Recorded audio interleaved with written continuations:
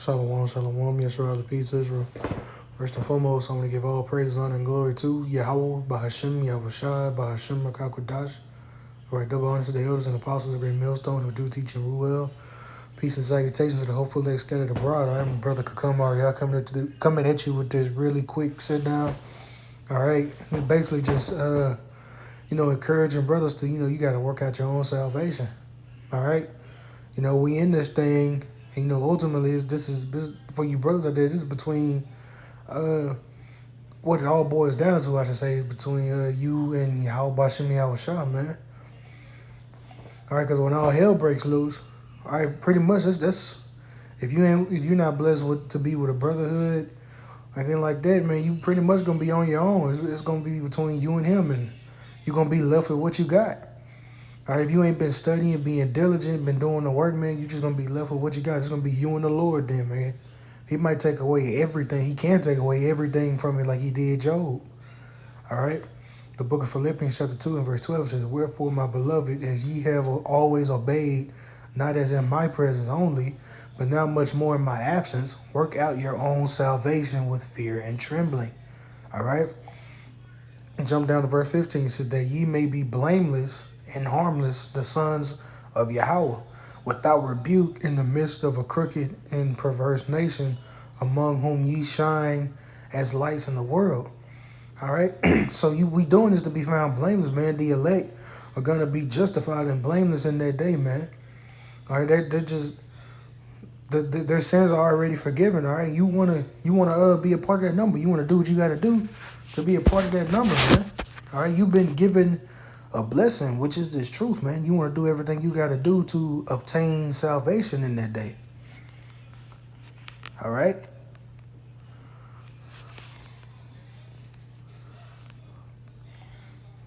So, like, bear with me. I think it's 2 Peter. I know. Okay, I'll be tripping. 2 Peter chapter 1 and verse 10 says, "Wherefore the rather, brethren, give diligence to make your calling and election sure. For if ye do these things, ye shall never fall." All right? So if you're giving diligence, man, you doing your videos, you studying, you going out and preaching the word, man, spreading this gospel. All right? You're making your calling and election sure. All right? You doing what you need to be doing to obtain that seat. And what is that seat? All right? So like it. Let me grab this real quick.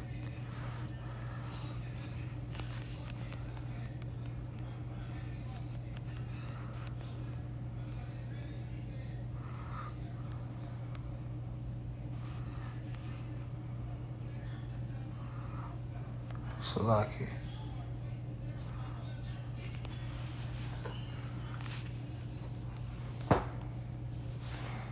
Okay, I knew that was. All right, we can grab the book of Revelation, chapter 14.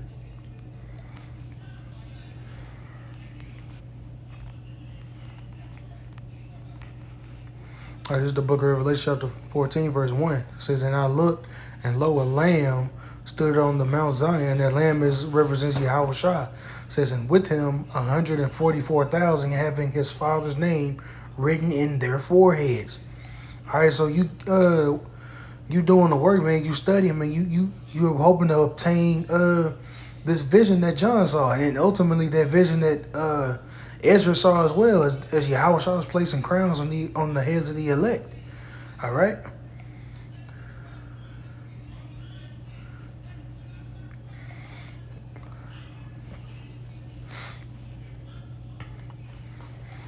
Jump down to verse 4. It says, "These are they which were not defiled with women, for they are virgins. These are they which follow the Lamb whithersoever he goeth.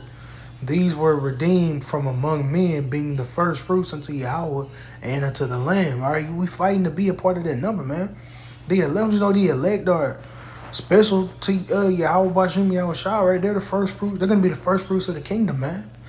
All right, they come first. They're going to be established first. They're going to get their glory after Yahweh Shai gets his, man, and be the first of the king. They're going to be joint heirs with Yahweh Shai, man.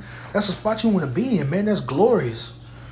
All right, that's what we in this thing for. That's why we getting on this side now. They're that important because they got it on this side rather than being a wicked 2/3 ass nigga and having to die in sin because you just prideful and stiff nigga don't want to come out of the folly and the bullshit that you're doing. All right, you got to die for that, and you're not getting it on this side. But they are the ones that were bold and had faith and endured all the way up until the end, had faith in Yahweh Bashem Yahushua, and this is the reward that they're gonna get, man. This is what we fighting for, man. All right, I'm gonna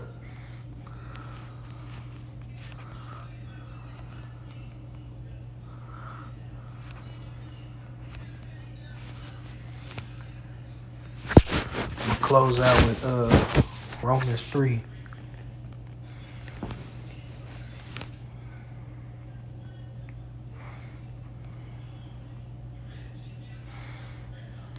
Did I get that wrong?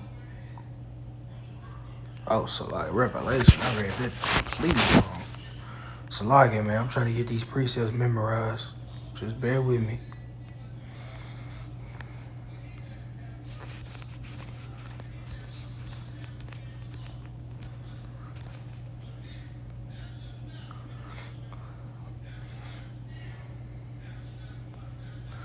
All right, the book of Revelation, chapter 3, starting with verse 10, says, because thou hast kept the word of my patience, I will also keep thee from the hour of temptation, which shall come upon all the world to try them that dwell upon the earth. Right, man. So there's temptation. The hour of temptation is coming, man. All right, we coming into Jacob's trouble, man. In the hour of temptation, talking about if you in this truth, man. Like I said earlier, you gonna be, if you ain't been studying and being diligent and making your videos and doing the work, you're gonna be stuck with what the hell you got, man. All right, that hour of temptation is when you gonna be tested to take that chip, man, because everything is just gonna become non-available to you, man. You're going to either choose to bow down to the beast system or have faith in Yahweh Bashem Yahushua. That's what it's going to boil down to. It's just going to be you and him in that day, man. All right, and all the works that you've done up until that point. All right, and if you've been doing what you're supposed to be doing your videos and studying, getting into this word real deep, forsaking this world, forsaking the lust of your flesh, man, the Lord is going to keep you from the hour of temptation, man. All right, his word is not going to turn into him void. He's not a man that he shall lie. All right, he's going to keep his word. You're going to keep your end of the bargain that you can be a part of that number. That's what we're striving for, brothers. All right, verse 11 says, behold, I come quickly. Hold that fast which thou hast, that no man take thy crown. All right, so you got to be laboring in this thing, all right? This is all we got. We see this kingdom falling, crashing, man. All right, this place is going down quick, fast, and in a hurry, man. Verse 12. Him that overcometh will I make a pillar in the temple of my power, and he shall go no more out, and I will write upon him the name of my power, and the name of the city of my power, which is in New Jerusalem, which cometh down out of heaven from my power, and I will write upon him my new name. All right.